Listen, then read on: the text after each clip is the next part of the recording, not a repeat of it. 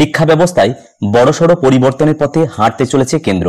মাধ্যমিক এবং উচ্চ মাধ্যমিক স্তরের জটিলতা দূর করতে এবার একটাই বোর্ড গঠনের সুপারিশ করল কেন্দ্রীয় সরকার।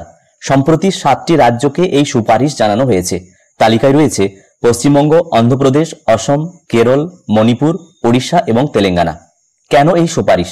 কেন্দ্রীয় শিক্ষা মন্ত্রকের মতে এই 7 রাজ্যে মাধ্যমিক এবং উচ্চ মাধ্যমিক স্তরে ফেল করার হার উল্লেখযোগ্যভাবে বৃদ্ধি পেয়েছে।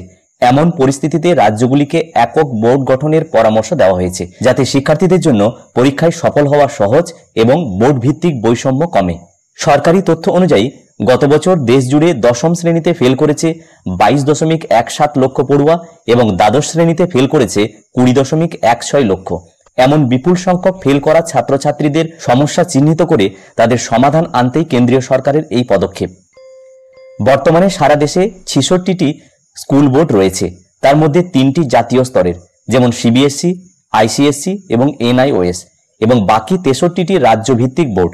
তবে দেখা যাচ্ছে এই 63টি রাজ্য স্তরের বোর্ডের মধ্যে 33টি বোর্ডে মোট শিক্ষার্থীদের 97% পড়াশোনা করছে, আর বাকি 33টি বোর্ডের মাত্র 3% ছাত্রছাত্রী রয়েছে। ফলে বোর্ড ভিত্তিক ভারসাম্যহীনতা তৈরি হয়েছে। স্কুল শিক্ষা বিভাগের সচিব সঞ্জয় কুমার বলেন, দশম এবং দ্বাদশ শ্রেণীর জন্য অভিন্ন বোর্ড থাকলে সমস্যার সমাধান হবে। এখন যে বৈচিত্র্য আছে তাতে পড়ুয়ারা পরীক্ষায় ভালো ফল করতে পারছে না। সেই কারণেই এই 7 রাজ্যকে এক বোর্ডে পরীক্ষায় পরামর্শ দেওয়া হয়েছে। এই অভিন্ন বোর্ড চালু হলে গোটা রাজ্যের শিক্ষার্থীরা একসঙ্গে একটি মানদণ্ডে পরীক্ষা দেবে। ফলে দেশের বাকি রাজ্য এবং জাতীয় পর্যায়ে ছাত্রছাত্রীদের প্রতিযোগিতায় সুবিধা হবে।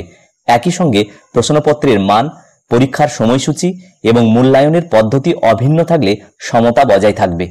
তবে এই ব্যবস্থার কিছু চ্যালেঞ্জও রয়েছে।